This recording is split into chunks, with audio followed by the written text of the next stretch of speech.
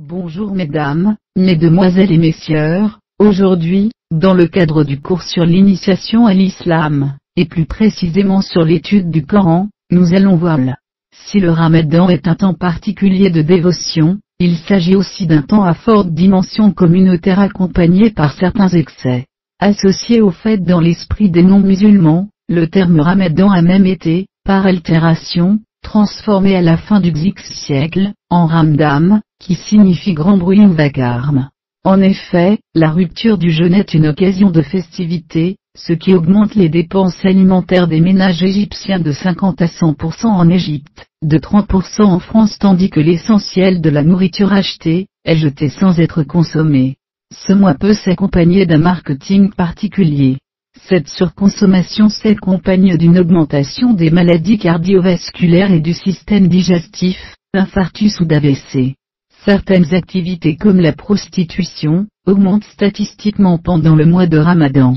Ainsi, selon un article repris dans Courrier International, la prostitution, en Égypte, augmente pendant cette période de plus de 200%.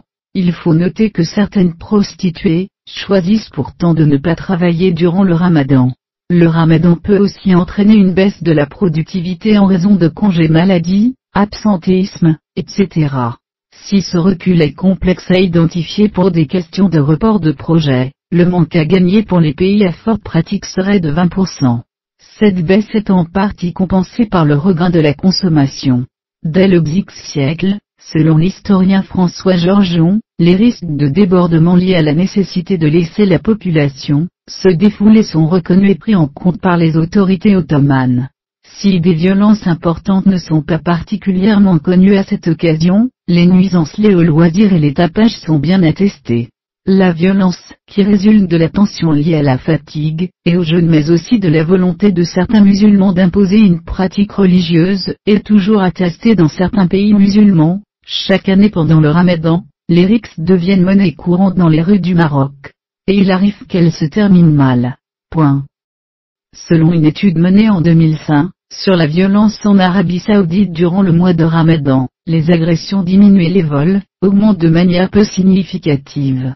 La seule différence marquante est dans la baisse des crimes liés à l'alcool. Selon le géopolitologue Frédéric Ancel, la période du Ramadan est une période propice pour des raisons symboliques pour le combat et les attentats. En 2016, l'organisation terroriste État islamique demande d'être particulièrement actif pendant cette période, vantant le djihad et le martyr. Selon Thomas Egamet, mourir en martyr pendant le Ramadan, ou le jour de Layla al-Qadr, semble important pour leur biographe. Il semblerait que la croyance à la valeur du martyr pendant le Ramadan ait affecté les modes de recrutement de Saoudiens pour l'Irak. Le mois de Ramadan est aussi la période de l'année où les chaînes de télévision arabes réalisent les meilleures audiences, notamment en prime time, aux alentours de l'iftar. Si le choix des programmes est crucial pour les chaînes arabes, c'est parce que les recettes publicitaires grimpent à une vitesse folle pendant ce mois. Ainsi, selon Ipsos, un spot publicitaire sur MBC, chaîne de télévision pan-arabe d'origine saoudienne émettant depuis Dubaï, coûte $12 104 pendant le Ramadan contre $4 450 le reste de l'année, soit 3 fois plus que son prix initial. Je vous en remercie. Bonjour mesdames, mesdemoiselles et messieurs, aujourd'hui, dans le cadre du cours sur l'initiation à l'islam, et plus précisément sur l'étude